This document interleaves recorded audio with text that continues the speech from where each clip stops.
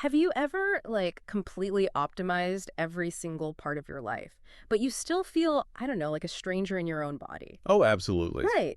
Like, you know the feeling, you read all the right self-help books, you curate your perfect morning routine. Cold plunges, the whole deal. Yeah, exactly. The cold plunges, the journaling. You might even spend years in traditional therapy meticulously mapping out your entire past. Right. And functionally, like on paper, you're succeeding. You're communicating better, you're setting boundaries, hitting your goals. Sure, you're a highly functional human being. Exactly.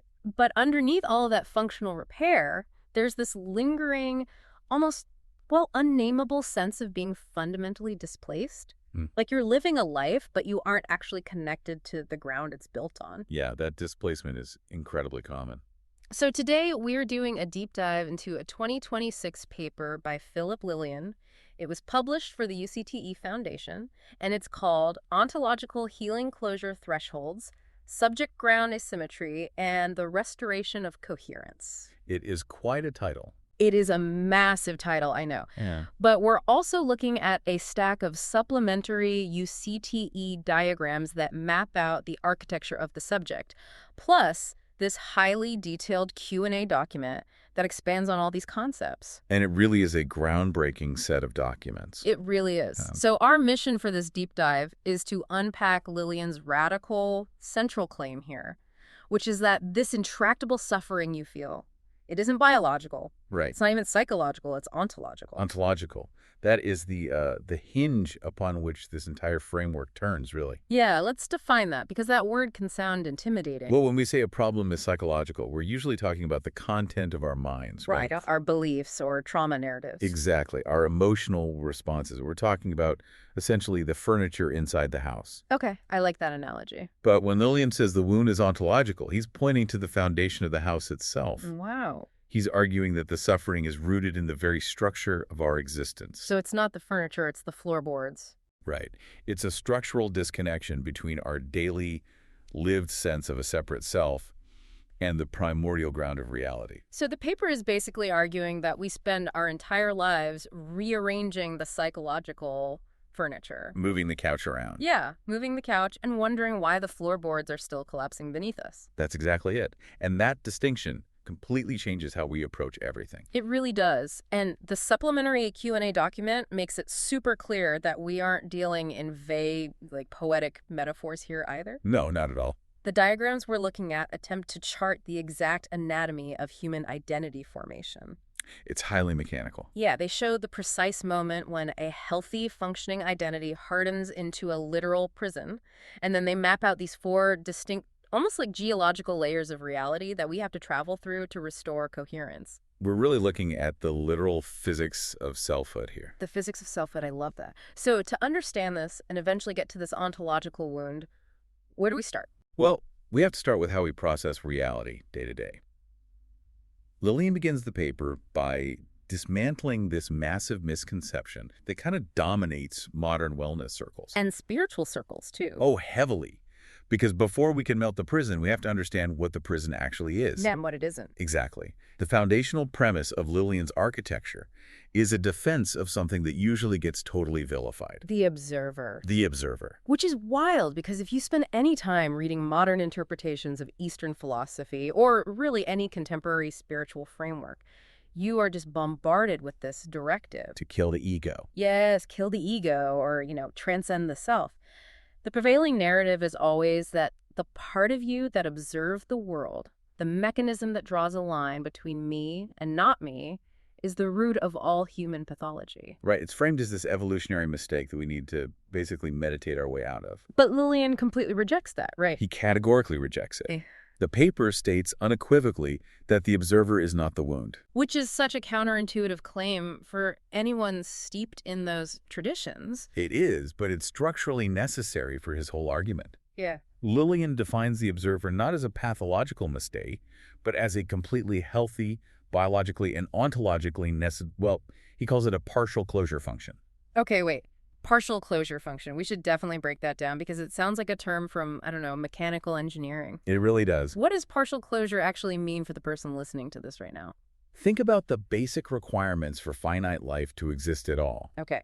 If a localized subjectivity, meaning a human being is going to act in the physical world, it needs to draw functional boundaries. Meaning I have to know where I end and the world begins. Exactly. Okay. To remember a past event, or to make a distinct choice between an apple and an orange, or even just to walk through a doorway without smashing your face into the wall. Right. That would be bad. Your system needs to selectively filter an infinite reality down to a localized, manageable scale. It needs to close itself off, partially, from the whole. So the observer is the function that basically executes that closure. Yes. It renders a differentiated world so that localized participation is even possible. Without that partial closure, you don't get enlightenment. What do you get? You get a total inability to function. There's no measurement, no memory, no local action. So this whole modern directive to completely destroy the observer, to just eliminate the ego entirely, is basically a directive to destroy your capacity to operate as a living organism. Pretty much, you would just dissolve into the carpet. Oh, wow. Yeah. Yeah, you'd lose the capacity for like bounded localization. Right. And the problem, Lillian argues, isn't that finite life exists. The problem is overcondensed finite life. Overcondense. Yes, the pathology isn't the observer itself. It's what happens when the observer malfunctions. Got it. Okay, so to grasp how that malfunction occurs, we need to look at what the paper calls the dual projective operators of manifested subjectivity. Yes, the dual operators.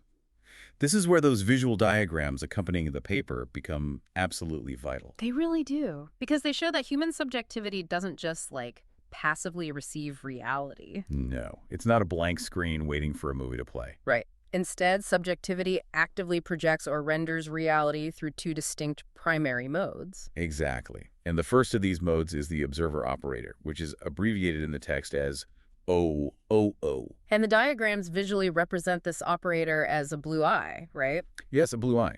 And the observer operator projects reality under the sign of distinction, separation, discreteness, and object salience. Meaning it breaks things apart. Right. It's the mechanism that looks at a massive, continuous forest and breaks it down into individual trees, branches, and leaves. So that you can actually, chop firewood. Exactly. It renders a reduced, fractured world suitable for local action.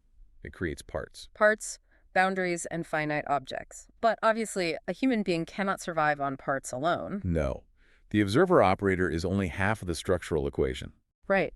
The second mode is the consciousness operator, abbreviated as CO.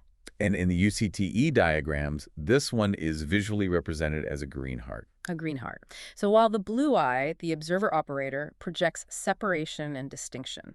The consciousness operator projects reality under the sign of unity, continuity, wholeness, and field relation. It's the mode that shows you the world as an unbroken participatory continuum. Exactly. I was trying to map this onto something we interact with daily just to understand how they project simultaneously. Well, that's a good exercise.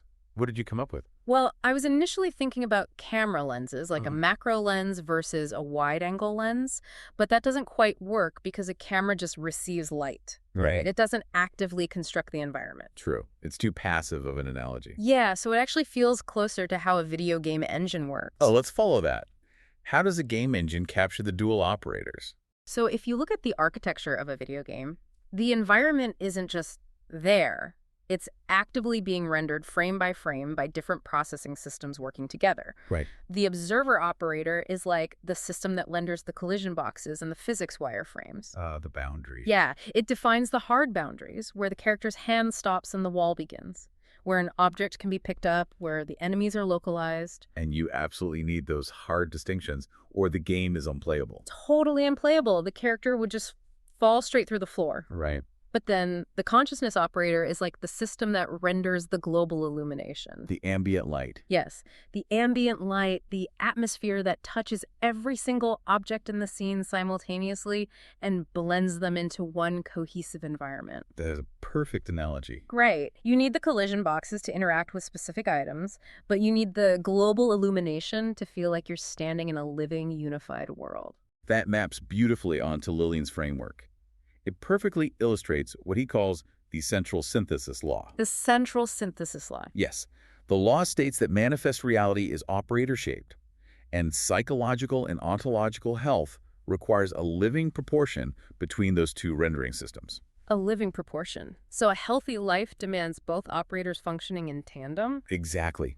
If you only run the observer operator, If you turn off the global illumination and only see the collision boxes, you inhabit a world of starkly separated functional parts. But completely devoid of overarching meaning. Right. It becomes a deeply alienating mechanical existence. But on the flip side, if you only run the consciousness operator, like if you turn off the collision boxes and only experience the ambient light, You achieve a feeling of total global belonging, but you suffer from functional diffuseness. You literally couldn't pick up a tool or navigate a specific local challenge. wow. So separation without wholeness is alienation. And wholeness without distinction is functional paralysis. You need the wireframes and the ambient light. Which leads us directly to Lillian's definition of pathology. Okay, here we go.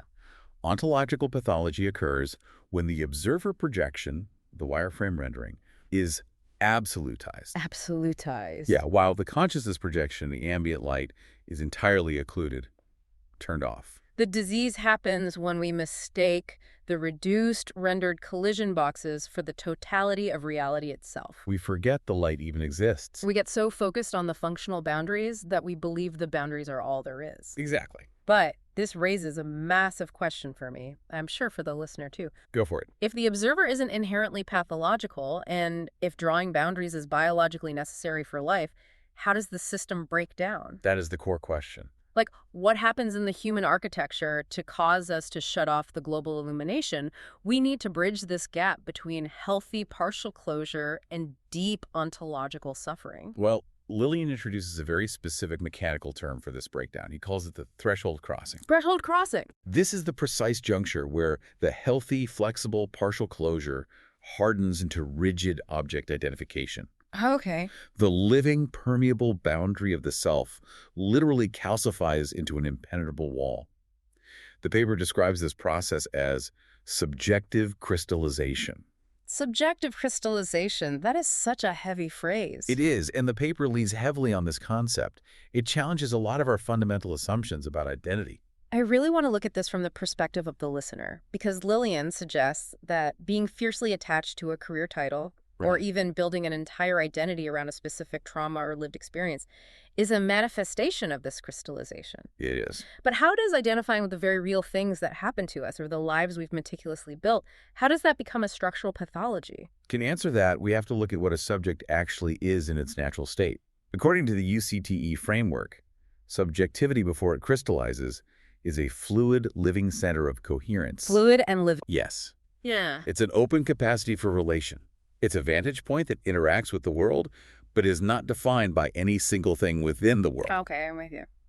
So subjective crystallization happens when that fluid subject forgets its own nature. It takes a derived object from the world. And in this context, an object isn't just a physical thing like a car, right? Exactly. An object can be a career role, a political affiliation, a self-image, or a deeply ingrained trauma narrative. Okay.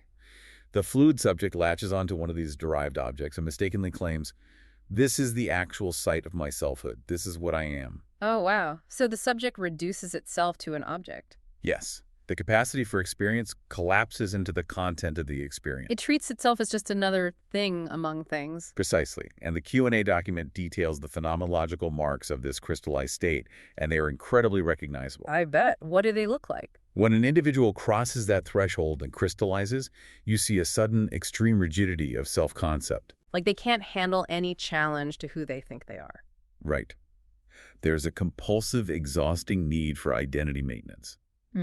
The individual becomes intensely over-identified with internal narratives, constantly defending their boundaries against perceived slights. They're defending the collision boxes. Exactly. They become fixated on the body form as the absolute limit of their existence. And most notably, they engage in chronic external completion seeking. Let's ground that one chronic external completion seeking, because let's be real, that is the symptom most of us feel constantly. Oh, constantly. Say you build your entire identity around being a high-powered executive, right? A classic example. You've placed your ontology, your very sense of existing, inside the object of that job title. Yes. So if the company restructures and you lose that job, it doesn't just feel like a career setback. No, it feels existential. It feels like you are literally ceasing to exist because the object you mistook for your selfhood has vanished. So then you have to frantically seek another external object, a new job, new relationship, a new status symbol, just to fill the sudden void and prove to yourself you still exist. And that frantic seeking is the absolute hallmark of displacement.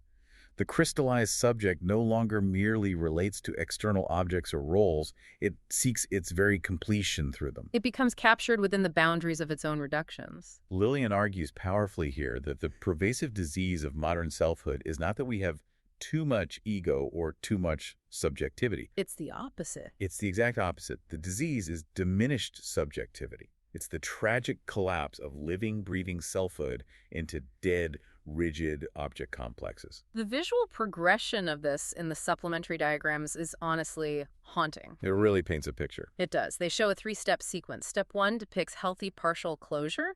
It's drawn as a flowing, open circle of energy. Right, the observer is operating flexibly. Yeah, making necessary distinctions to navigate the world, but the lines of energy remain translucent. They flow transparently through the circle, connecting it to the underlying ground. That's the healthy state. But then step 2 illustrates the threshold crossing. The translucent lines begin to thicken and turn opaque as the subject starts mistaking the derived, rendered reality for ultimate reality. The light is getting blocked. Exactly. And then step 3 is full subjective crystallization.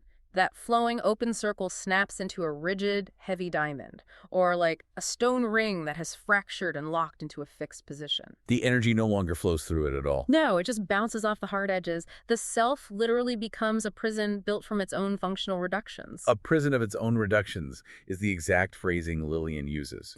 And the paper notes that this crystallization can happen in 2 ways. Okay, what are the 2 ways? It can be a slow, cumulative buildup of societal conditioning, where we are trained from birth to value ourselves only as objects. Like the slow creep of capitalism. Exactly. Or it can happen violently through forced subjective crystallization under overwhelming asymmetry. Which means? That is Lillian's precise definition of trauma. Oh, wow. The organism is overwhelmed by a threat, the normal fluid processing fails, and the system freezes into a fixed object identification simply to survive the moment. The open circle shatters into the stone ring just to withstand the impact. Exactly. But whether the crystal is formed by a slow societal drip or a sudden traumatic shock, the structural result is identical. The living threshold becomes thing like rigid, opaque, and entirely self-enclosed. Yes. So we are walking around like an entire society of fractured stone rings. We're deeply identified with our careers, our traumas, our political labels, constantly seeking external objects to complete a circuit that is structurally broken. Is the grim reality of it. So once the threshold is crossed and the subject is crystallized, the central question of the paper emerges. How do we melt the crystal? How do we escape the prison? Right. How do we escape the prison of our own making? The healing mechanism Lillian proposes requires a radical shift in direction. We don't heal by looking outward for better objects. We can't buy our way out of it. No. And we don't heal by trying to smash the crystal horizontally either. We have to travel downward. Downward. We have to look at the geological cross-section of the self. This is where the paper introduces a highly detailed, layered ontological architecture. Okay. Lillian maps out 4 distinct layers of reality, and true healing is defined as a process of moving vertically down through them. The diagram mapping this is titled The Layered Coherence Cross-Section. And as I was reviewing these 4 layers, DO, ACO, CO, and OO, I was trying to find a way to visualize the vertical descent for the listener. Okay, what did you think of? What if we think of the self, the total architecture of a human being, as a frozen ocean? A frozen ocean. Yeah. We're trying to understand the different states of the exact same substance as we move downward from the surface. I like that. It gives us a physical intuition for the structural density Lillian describes. Let's trace the layers using that framework. Awesome. So at the very top, exposed to the air, you have layer 1, which the paper designates as DO, or derived ontology. Right. This is the thick, jagged, immovable ice on the surface. The ice. Beneath the ice is layer 2, ACO, or atomic continuum ontology. This is the transitional band, the slushy layer, where the hard ice begins to break down and meet the liquid beneath. The slush. Perfect. Below the slush is layer 3, CO, continuum ontology. This is the deep, massive body of flowing liquid water. The water. And finally, at the absolute bottom is layer 4, OO, omnilectic ontology. This layer isn't even the water as a body, it's the fundamental H2O molecule itself. The primordial, unconditioned source material that makes up the water, the slush, and the ice. Exactly. The physics of that analogy align perfectly with Lillian's formal architecture. Let's meticulously unpack the mechanics of each layer, starting where most of us spend our entire lives, the surface ice. Layer 1. DO, derived ontology. The paper defines this as the regime of stabilized derivation and fixed structures, when we are in a state of subjective crystallization. When we're the fractured stone ring. Yes. When we are the stone ring, this is the layer we inhabit exclusively. We are trapped in the ice. Therefore, the first stage of intervention is what Lillian calls first-order healing, or do repair. Do repair. So that involves interacting with the fixed structures. It's the attempt to loosen the acute fixations, right? Smoothing out the jagged edges of the ice. Exactly. We're talking about softening trauma symptoms, relaxing rigid bodily contractions, and challenging debilitating cognitive narratives. So de-repair focuses entirely on the derived forms. It does, and Lillian makes a crucial, highly nuanced distinction here. What's that? Repair is exactly where traditional Western psychology, psychiatry, and allopathic medicine operate. Okay. He does not dismiss this work. Fixing the ice is vital. If the ice is so jagged that it's tearing the subject apart, you have to smooth it out. Right, you can't just ignore it. But the limitation is structural. If a person undergoes years of DO repair, they might become highly functional. They might secure a stable job, manage their daily anxiety, communicate effectively with their partner. But according to the paper, they remain ontologically displaced. Because they're still fundamentally identified with the derived structures. Right. They've sanded down the rough edges of their crystallized identity, making it a very smooth, comfortable prison. But it's still a prison. Exactly. They're still living on the surface of the frozen ocean, believing the ice is the only reality. Yeah. The observer-operator is still absolutized. It's just functioning with less friction. So, to achieve actual ontological healing, the subject must move deeper, past the stabilized derivation, and enter the slush. They must reach layer 2. Layer 2 is ACO, atomic continuum ontology. The text describes this as the decisive threshold. It is. It's the specific band of reality where bounded localization and continuity meet and negotiate. It's where the subject begins to form its boundaries. And healing at this depth is termed second-order healing, or ACO fluidity. The shift from DO repair to ACO fluidity is profound. DO repair tries to fix the content of the observer's projections, right? Yeah. ACO fluidity alters the nature of the observer itself. Okay, let's look at the mechanics of that alteration. What does ACO fluidity actually feel like for the person experiencing it? Like if I'm moving from the solid ice into the slush, what is happening to my perception of reality? It's the restoration of flexibility to the observer function. The observer ceases to be an opaque, rigid prison and becomes a transparent instrument. So think back to the video game collision boxes. Let's do that. In the DO layer, the collision boxes are solid brick walls. You cannot see past them at all. Right. But in the ACO layer, the collision boxes become translucent wireframes. You still recognize the boundary, you know where your body ends, you know your personal limits, you can still chop firewood, but you're no longer captured by the boundary. That's spot on. The subject regains what Lillian calls reversibility. It becomes permeable to relation. The hard edges of identity begin to melt, allowing the system to breathe. The slush is the reintroduction of movement. The subject remembers that it is an instrument drawing a boundary rather than the boundary itself. Exactly. And once that fluidity is restored, once the ice becomes slush, the subject can slip completely through the threshold and enter the water. Which brings us to layer 3. Layer 3 CO, or continuum ontology. The paper defines this as the regime of field relation and pre-fragmented coherence. Reaching this depth initiates third-order healing, or CO recollection. The terminology is very deliberate here. Recollection. Yes, it's a recollection, a gathering back together of what was fractured. In the CO regime, relation precedes objectification. The ambient light of the global illumination becomes the primary reality, rather than the secondary backdrop to the collision boxes. So for the listener, this means wholeness stops being a philosophical concept you read about in a self-help book. It becomes a direct, lived, somatic reality. You feel it in your bones. You aren't just thinking about being connected to everything. You are experiencing the field-like dimension of being directly. The consciousness operator, the green heart in the diagrams, is fully online. The subject experiences a profound global belonging. The need for external completion seeking vanishes completely because the individual recognizes they are part of the continuous water. But remarkably, Lillian's architecture does not stop here. No, it doesn't. Even this profound state-of-field relation is not the absolute ground. There's a deeper layer still. Yes. We've drilled through the jagged ice of DO, navigated the slushy threshold of ACO, and submerged into the flowing water of CO, but we have to reach the source material. Layer 4. Layer 400, or omnilectic ontology, the fundamental H2O molecule. Omnilectic ontology is the primordial ground. It is the absolute deepest level of uncontracted coherence.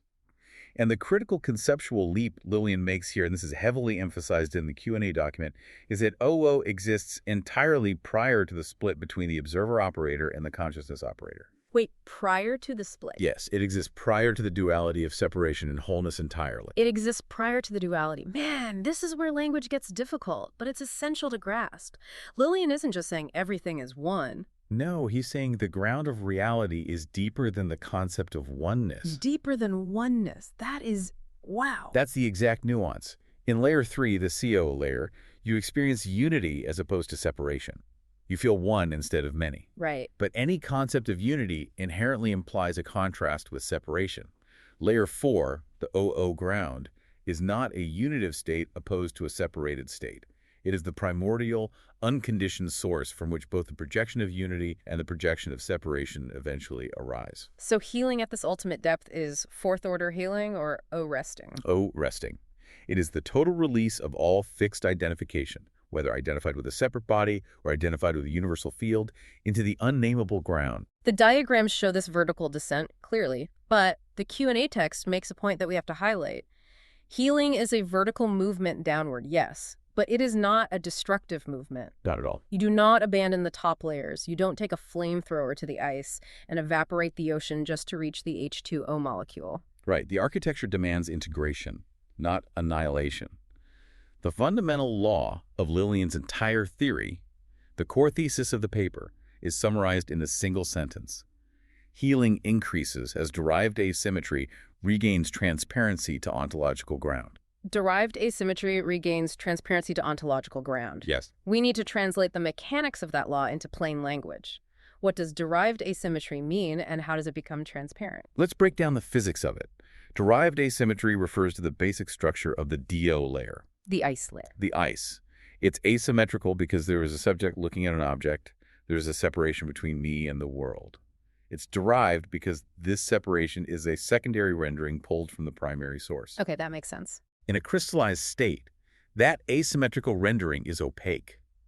The ego is a brick wall blocking the light of the ground. The collision boxes are painted black. You can't see anything behind them. Precisely. So, for derived asymmetry to regain transparency means the structures of the ego, the observer functions, the boundaries of the self remain completely intact, but they become translucent. The goal is not to destroy the ice. The goal is to clear the impurities out of the ice so that the light from the deep water can shine all the way up to the surface. So you still have a personality, you still have preferences, you still have derived asymmetry. Yes. But those structures no longer block the ontological ground, they transmit it. You achieve a fluid continuum from the surface to the depths. You're living simultaneously in all four layers. The ice, the slush, the water, and the molecule are recognized as one continuous system. This is so fascinating. And up to this point, we have focused intensely on the individual human mind, right? We have. We've mapped how a single person crosses the threshold, crystallizes into a stone ring, and has to travel downward to heal. But Lillian dedicates a massive portion of the paper to zooming out. A huge portion. What happens when we scale this up? What happens when an entire society, a global civilization, gets structurally trapped in the top layer? What happens when millions of people are walking around on the jagged ice, completely unaware that the water exists? This transition is where Lillian's framework evolves from a personal psychological theory into just a devastating civilizational critique. Yeah, it really does. When an entire culture is trapped in layer 1, the DO layer, the result is what he diagnoses as the civilizational disease of materialism. Materialism. And we have to clarify his definition here because he is not using materialism in the colloquial sense of just wanting to buy an expensive watch or having a big house. No. And he isn't even using it in the strict philosophical sense of believing that physical matter is the only substance in the universe. He redefines materialism structurally. He defines it as a state of collective object identification. Collective object identification. Yes, it's a civilizational self-misidentification. Mm-hmm. It occurs when an entire society organizes its infrastructure, its values, and its sense of meaning around the outer DO domain, the domain of derived forms and localized boundaries. Wow. The society collectively forgets its ontological depth and attempts to source its completion entirely from the surface ice. So, if an individual who is crystallized seeks completion by clinging to a job title or a trauma narrative, Yes. a crystallized civilization seeks completion by piling up massive quantities of derived objects. Exactly. Status, wealth accumulation, external validation, endless productivity metrics. Brand identities, social media clout. All of it. The society feels a profound structural displacement, an agonizing void, and it tries to heal that void by throwing finite objects into an infinite hole. And the mechanics of that attempt are impossible. Finite objects cannot resolve an ontological displacement. They just can't. And because of this structural impossibility, a civilization organized around collective object identification is condemned to endless, escalating restlessness. It can never stop consuming because the consumption never actually touches the root of the starvation. The Q&A document contained a brilliant, chilling phrase to describe modern cultural behaviors. It categorizes consumerism, the 24-hour spectacle, and relentless status competition as mass rituals of ontological compensation. Mass rituals of ontological compensation. Oh, man. When you apply that lens to our daily lives, it completely changes how you view everything. It really does. Think about spending 2 hours doom scrolling on social media, or getting into a vicious argument in a comment section, or wandering through a massive shopping mall buying things you don't even need. Right. Lillian is arguing that these aren't just bad habits or moral failings, they are desperate, unconscious rituals. We are performing these actions to artificially generate a sense of weight, a sense of existence, to compensate for the fact that we have severed our connection to the ground of being. We argue online to reinforce our collision boxes. Because if we don't feel the boundary, we fear we don't exist. Exactly. We are desperately trying to feel the friction of the DO layer to assure ourselves that we are real.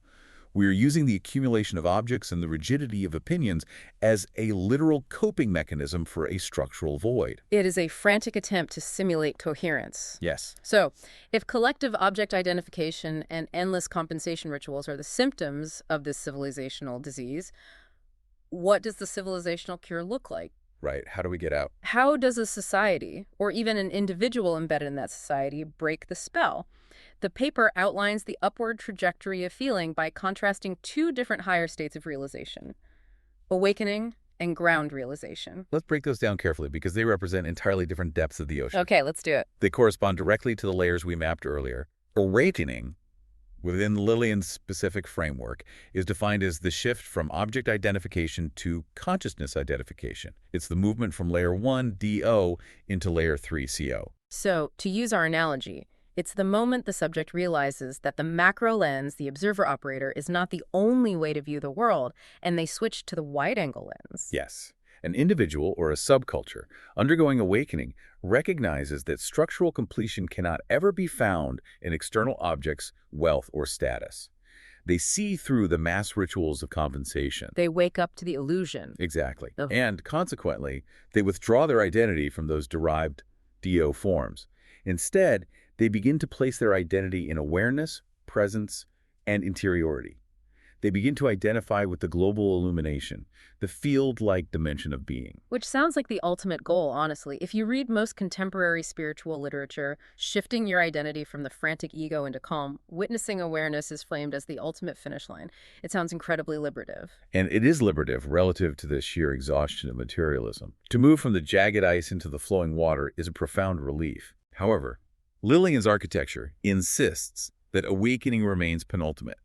It's a necessary transition, but it is not the final destination. Why is identifying with the wholeness of the water not the final destination? What is missing? What's missing is the resolution of the final, subtlest duality. Okay. If consciousness, the wide-angle lens, the global illumination, is still subtly held as a possession of a separate self. If the subject is silently saying, I am the awareness that is watching the world, there is still a contraction. The observer operator is still operating from the shadows. You are still identifying with the projection. You've just swapped a projection of separation for a projection of wholeness. You are claiming the CO layer as your new object of identity. Exactly that. You have made wholeness into a new boundary. Oh, man. True coherence requires the release of all identification, Ugh. which leads us to the ultimate fulfillment in Lillian's system. Ground realization, or what the text formally refers to as Zol Zhen. Zol Zhen, the absolute completion of ontological healing. Layer 4. Resting in the primordial, unconditioned source prior to all projections. Yes. But introducing the state of Zol Zhen brings up a highly practical, almost skeptical question that always arises when we talk about ultimate realization. I know exactly the question you're going to ask. If someone actually reaches this Zol Zhen resting state, if they completely release all identification into the primordial ground and no longer seek any completion from the outer world, how do they function? Right. Do they just sit cross-legged on a mountain and do nothing until they die? Can a fully realized Zol Zhen individual still use an Excel spreadsheet? The spreadsheet question. Yeah. Can they still care about the quarterly earnings of their company? Can they still establish firm boundaries in a romantic relationship? It's the most common and perhaps the most important fear people have about deep spiritual frameworks. The fear that healing requires the abandonment of human life. Lillian answers this fear decisively by relying on the mechanics of his own architecture. Does a realized being still use a spreadsheet? Yes, because realization does not abolish the observer operator. The observer is not the wound. We return to the very first premise of the paper. The loop closes perfectly. A realized being dwelling in Zol Zhen still utilizes the macro lens. They still use distinctions, language, memory, and localized action. They still render the collision boxes. So they possess highly functional boundary. Yes. They can care about their job and negotiate complex relationships. The fundamental difference is structural observerhood has been returned to its proper biological place as an instrument rather than an identity. The macro lens is picked up when it is needed to read the spreadsheet, but the subject no longer mistakes itself for the lens. The collision boxes are rendered to navigate the office, but they are rendered as translucent wireframes, not opaque prisons. It is the definitive end of mistaking ourselves for an object within the world, but it is absolutely not a rejection of the world itself. In a state of Zol Zhen, you still participate dynamically in the DO domain of forms. You still navigate the ACO threshold of boundaries. You still experience the CO wholeness of connection. But the core of your being rests effortlessly in the OO ground. So the frantic, chronic, external completion seeking ceases entirely. Yes, what remains in its place is an effortless clarity of function. It's functional embodiment without identity capture. You are fully in the world, making sharp distinctions, playing various roles, experiencing the friction of daily life. But those roles and that friction no longer define your ontological core. The derived asymmetry has become completely transparent to the ground. And that transparency is the true restoration of coherence. Man, the paper provides a unified theory of suffering and liberation. It really does cover it all. The path of healing, whether you're dealing with the crystallized trauma of a single individual or the frantic, materialistic object identification of an entire global civilization, is the exact same downward movement through the ontological architecture. From the symptomatic relief of DO repair, Down into the flexibility of ACO fluidity. deeper into the lived wholeness of CO recollection. And finally, resting in the primordial source of OO resting. That's the journey.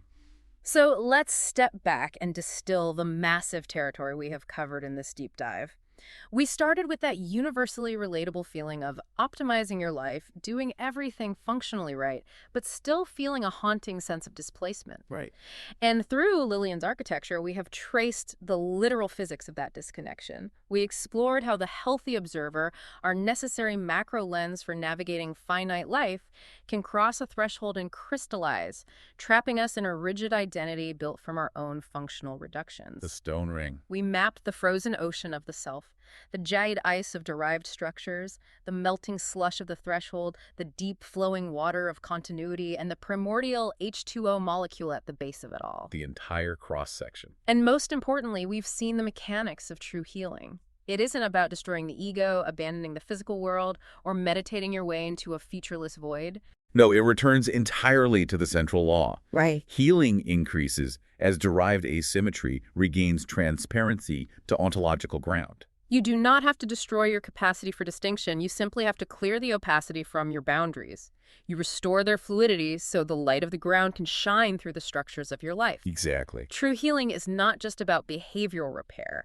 It isn't just sanding down the rough edges of the ice so you can suffer more comfortably. It's about reestablishing your direct, felt connection to the foundational ground of your own existence. And if you take anything away from this architecture, let it be this. You are not the rigid objects you have accumulated. No. You are not the career titles you hold. You are not the political labels you wear. You are not even the deep, painful wounds and narratives you have spent years defending. You are the fluid, living center of coherence that precedes every single one of those projections. The ultimate invitation of Lillian's ontological framework is to release the suffocating grip, to allow the crystallized structures to soften, to let the collision boxes become wireframes so that the living subject can finally breathe again. And as we wrap up this exploration of the architecture of the subject, we want to leave you with a final provocative thought to examine in your own life. We have spent the last hour dissecting the mechanics of how we aggressively defend our crystallized identities. So as you go through the rest of your day, think about the one label, the one specific role, or even the one deeply held personal wound that you defend the most fiercely. The concept you wrap your identity around the tightest. Yeah, the boundary you reinforce the most often. What if the massive, exhausting amount of energy you spend defending that crystallized identity is the exact structural barrier keeping you disconnected from the profound wholeness you're actually searching for? What if the armor you built to survive is the wound itself? It is a question that requires immense courage to face. Because if you allow that armor to soften, if you let the crystal melt, you might just discover that the unshakable ground beneath you was holding you the entire time. The jagged ice melting back into the deep water. Until next time.